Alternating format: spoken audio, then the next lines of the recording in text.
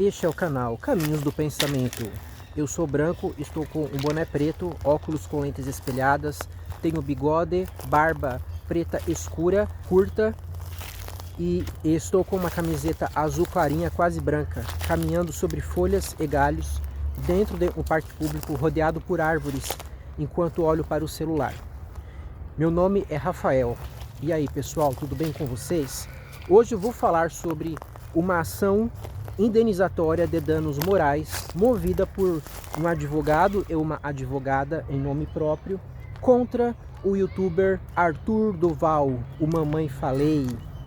Eu já falei sobre ele aqui em vários vídeos, né? Mas esse caso eu não comentei, a não ser de passagem. Eu fui ler ontem as decisões judiciais nesse processo, que chegou até o Supremo, inclusive. E há alguns dias saiu a decisão da segunda turma do Supremo que julgou esse caso, mantendo a condenação imposta em primeira instância e confirmada em segunda instância. A relatora no Supremo foi a ministra Carmen Lúcia, seguida por todos os demais integrantes, o Flávio Dino, Cristiano Zanin, Alexandre de Moraes e Luiz Fux.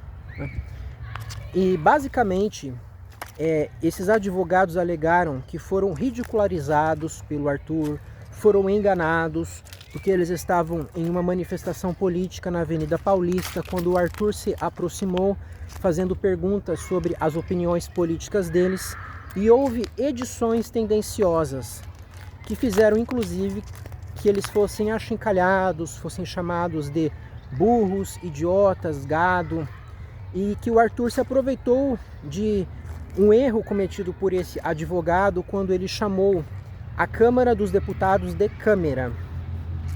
Ele teria excedido o seu direito ao fazer isso, então, ao usar a imagem deles contra eles próprios. O juiz que analisou o caso primeiramente concordou com essa argumentação. Disse que houve uma extrapolação por parte do Arthur. Eu acho bem curioso, pessoal, o acórdão exarado pelo Tribunal de Justiça de São Paulo, né? O acórdão, para quem não sabe, é a decisão escrita do tribunal. No Tribunal de Justiça, a relatora foi uma desembargadora e ela usou termos muito ásperos contra o Arthur. Inclusive lembrando do episódio em que ele foi para a Ucrânia e disse que as refugiadas eram fáceis porque eram pobres. Ela não precisava dizer isso, ela mesma falou que aquilo não dizia respeito ao caso que estava sendo julgado. E ela disse que o Arthur surfou na onda da internet, que, enfim, ela usou algumas palavras assim, menosprezando o Arthur enquanto youtuber, como se ele fosse uma pessoa aproveitadora que não tinha boas intenções. Claramente ela usou aquele processo como um palco para colocar sua posição pessoal acerca da pessoa do Arthur, né? Eu fiquei bem, assim, vamos dizer, eu estranhei essa atitude, né, por parte de uma juíza. Na primeira instância eu não vi isso na sentença, mas o fato é que essa desembargadora acabou concordando com a alegação de que houve um abuso de direito por parte do Arthur e que houve sim um corte tendencioso no vídeo. Tem uma hora que o Arthur pergunta para o advogado se ele o que ele acha de rachadinha. O advogado fala: é um absurdo isso. Aí o Arthur pergunta: e o Flávio? Né? Referindo-se a Flávio Bolsonaro, acerca dos quais existem fortes evidências de que ele fazia esse esquema, que é um esquema de desvio de dinheiro, usando funcionários do seu gabinete enquanto deputado estadual. E o advogado olhou para o Arthur por alguns segundos, pensou e disse: é um absurdo também. Só que no vídeo que o Arthur divulgou não tem a resposta do advogado, né? Então isso gerou para os telespectadores a ideia de que o advogado ficou mudo, de que ele não soube o que falar, como se ele quisesse proteger o Flávio Bolsonaro. Mas não foi o que aconteceu, né? E se o Arthur não tivesse feito isso e nem tivesse colocado ali palavras como gado no título dos vídeos, se ele não tivesse ridicularizado o fato de o cara ter falado câmera ao invés de câmara, né?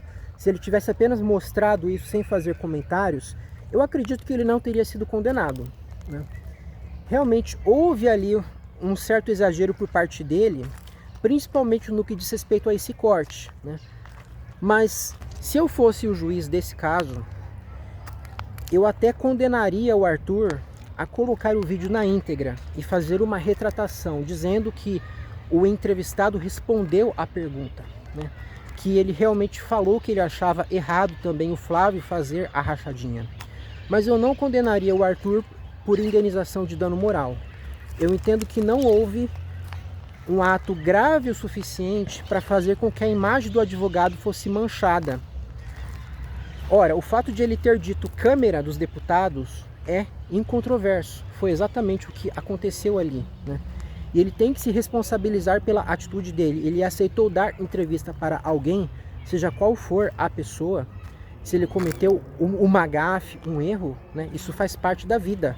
Se as pessoas estão ridicularizando ele na internet, faz parte da liberdade delas. Formar a sua impressão, a sua opinião, com base em um fato que foi exposto, né? Quem não quer aparecer, não vá para a rua e não dê entrevista para ninguém, né? Tanto é que em determinada parte do vídeo, ele mesmo falou, né? Pode postar, Arthur, pode mostrar aquilo que eu falei, né? E não existe obrigação de que uma pessoa que está fazendo um trabalho de divulgação, de criação de conteúdo, exiba o material inteiro daquilo que foi gravado. Ele vai editar como qualquer pessoa faz, né? Qualquer pessoa que cria informação vai fazer sim a edição para mostrar a parte essencial, para fazer que fique mais interessante, mais compreensível para as pessoas em geral. E a impressão que eu tive no fim das contas, pessoal, é que o Arthur foi condenado mais pelo contexto todo, inclusive político, em que nós vivemos, do que pelo fato ali em si, sabe? Olhando friamente a situação. Ele foi condenado a pagar 40 mil reais para o advogado e 20 mil para a advogada. Mais juros e correção monetária, esse valor aí vai lá para as cucuias, né? Esse é o valor bruto, né? O líquido vai superar muito. E é interessante que ali ele foi fazer esse trabalho com os bolsonaristas, assim como ele fazia com os petistas lá atrás, né? Ele foi questionar os bolsonaristas para verificar a coerência deles, para verificar se eles compreendiam realmente aquilo que eles estavam defendendo, né? E no geral ele fez um bom trabalho, mas ele cometeu erros ali durante a sua atividade. E eu privilegio mais a liberdade do indivíduo, sabe, pessoal, para fazer humor, para chamar a atenção do público para determinados pontos, né? Para mostrar que as pessoas que estão se manifestando, elas estão trabalhando contra elas mesmas, o defender políticos hipócritas que praticam aquilo que eles mesmos condenam, como é o caso da família Bolsonaro. E eu entendo que essa decisão veio, principalmente a decisão do Supremo veio, mas como um meio de reverter esse quadro de polarização, de acirramento da política. Porque se a gente pensar lá atrás, né, em 2016, o Arthur ficou famosão por causa disso. Ele ia para os protestos petistas a favor do Lula, a favor da Dilma, e fazia exatamente isso com as pessoas. É claro que isso não começou do zero. Já havia pessoas fazendo isso dentro do próprio meio jornalístico profissional. A Folha de São Paulo ia para as manifestações organizadas pelo MBL na Avenida Paulista e perguntava determinadas coisas para as pessoas, mostrando que elas não sabiam por que estavam ali, né? Só que a Folha não usava aquilo como um material de ridicularização diretamente. A ridicularização acontecia consequentemente, né, a partir da própria fala da pessoa, sem necessidade de editar, sem necessidade de comentar. Aí o MBL usou aquilo em uma escala industrial, né? O Arthur se aproveitou dessa técnica. Ele dizia que não fazia parte do MBL no início. Eu realmente desconfio. Eu acredito que ele já tinha contatos com o Kim Kataguiri e outras pessoas do movimento. Mas mesmo que ele não tivesse, né, vamos dizer que foi uma atitude totalmente individual e que somente depois ele resolveu se filiar à organização. Enfim, o Arthur usou aquilo realmente, só que ele cometeu alguns excessos. Teve aquele caso também envolvendo o deputado estadual Freixo, do Rio de Janeiro. O Arthur foi até pessoas que estavam protestando em favor do Amarildo, que foi um pedreiro sequestrado por policiais militares do Rio de Janeiro e que simplesmente desapareceu. Ninguém localizou mais o Amarildo. E o Freixo fez um evento beneficente em favor da família do Amarildo, para levantar fundos para ela, já que o Amarildo era o arrimo de família. E o Arthur acusou o Freixo de ter desviado dinheiro desse evento, né?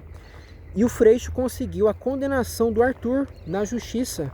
Inclusive foi ordenado que o vídeo fosse retirado do ar. A última vez que eu acessei, o vídeo estava no ar ainda, né? Então assim, o Arthur, como eu já falei em outros vídeos, pessoal, principalmente naquele sobre o debate que ele fez com o Álvaro Borba, que ele ganhou, inclusive, né? O Arthur ganhou aquele debate. Enfim, o Arthur é uma pessoa desonesta, o Arthur é uma pessoa que mente, que ludibria, que faz exatamente aquilo que ele acusa nos outros, sabe?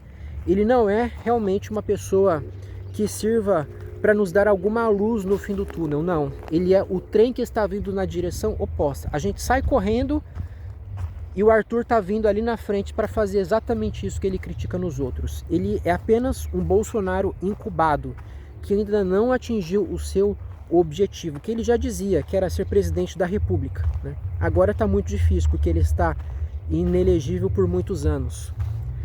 Mas enfim, pessoal, eu achei que valeu a pena eu trazer esse assunto aqui sobre esse processo do Arthur, para a gente pensar assim, o funcionamento da justiça, né, que é feita por seres humanos, e esse poder judiciário, que é o ramo do Estado que atua solucionando conflitos de interesses, que julga problemas que são levados a ele, muitas vezes ele se deixa levar por fatores extrajurídicos e até mesmo por situações políticas, sabe? Parece que o objetivo dos juízes ao condenar o Arthur foi dar um fim a essa cultura de exploração da imagem das pessoas durante esses eventos, seja por parte dos direitistas, seja por parte dos esquerdistas. Foi fazer com que haja menos polarização, haja menos ódio, né? Porque quando o Arthur vai lá entrevistar as pessoas e fazê-las cair em contradição ou manifestar ignorância, o que ocorre é exatamente isso. As pessoas fazem bolinho em torno dele, xingam, batem, empurram, né? E por mais que ele esteja no seu direito de fazer o questionamento, parece que o judiciário deseja que as matérias que envolvam esses eventos sejam meramente jornalísticas, no sentido assim de divulgar o que aconteceu, né? Que não haja mais essas verdadeiras pegadinhas que o Arthur faz, né? Inclusive, quando ele se aproximou desses advogados, ele falou: nós estamos aqui para apoiar Jair Bolsonaro. Então ele mentiu para eles, ele mesmo assumiu isso, né? Parece que o Estado juiz não quer mais que essas coisas aconteçam. E ele está mudando a visão dele sobre isso, porque antes era admissível fazer isso. O Arthur já ganhou causas parecidas com essa, mas nessa ele tomou uma verdadeira marretada na cabeça. Parece que o poder judiciário não quer mais que essas coisas aconteçam, para que nenhuma pessoa mais seja usada para esse tipo de finalidade, para promover uma causa política contrária, né? Para que, se alguém for entrevistado, a pessoa saiba exatamente o estilo da entrevista, né? Que ela não seja enganada com respeito a isso, que a pessoa que está entrevistando não induza a pessoa a manifestar ignorância sobre certo ponto, e que a edição não seja tendenciosa, para que não pareça que a pessoa deixou de responder a pergunta ou que ela quis defender determinado político. Tá bom, pessoal? Por hoje era isso. Até a próxima.